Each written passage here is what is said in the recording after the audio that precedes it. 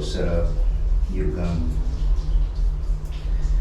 I got a chip, this little cubby, this cubby.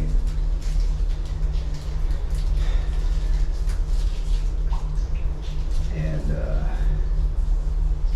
it's gonna be loud. So I got my earplugs. All right, so here we go, guys. I'm starting chipping here, and I sped it up because it does take a while. And I cut out the chipping noise because it's loud and obnoxious. But I'm using a pneumatic needle gun there, chipping away the rust.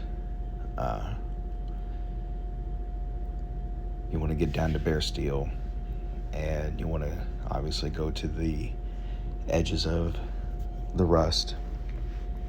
Now where I was sitting here, I was getting dripped on. It was raining pretty heavy. You can see I got, in the beginning of the video, you saw me put in some earplugs, and I added earmuffs for added hearing protection. I got eye goggles on. I have stuff over my hair.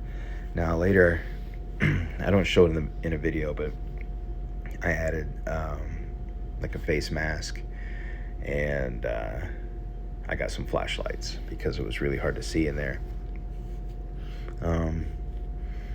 Yeah, and so that's pretty much what I did all day.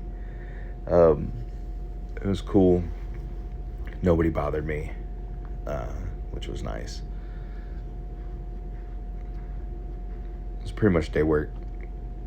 You know, I spoke about the day work schedule the other day, and that's pretty much what a day work schedule is. You do this kind of stuff. Here I got a different view. The bottom hole is the limber hole. It's supposed to let the water run through. That other hole you see in the rust there, that's just a hole through the steel that rusted through, that popped out.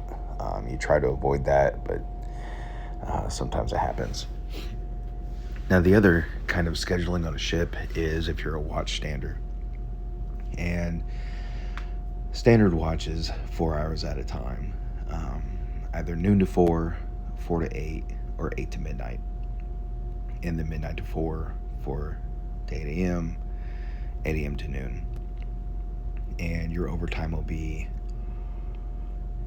somewhere in front or behind.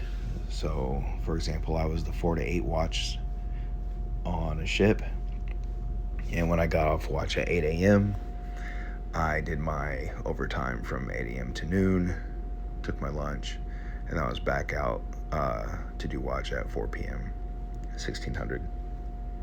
And depending on what watch, your overtime might be in different places. But those are the kind of schedules on the ship. This is a chisel hammer. I was struggling trying to do it with one-handed with the camera, but it's really good for breaking down big rust. I don't want to use it on the kind of thin metal like this because it'll punch a hole. Yeah, I mean, that was my day. I still got a lot to do in those rooms. I only got a little bit done. You can see there below where I chipped a lot. And I'm kind of doing this up here. So yeah, I mean, that was a thing. You know, hope you enjoyed the video. I tried to make it short, sweet, to the point. You know, guys, till next time, fair winds and following seas.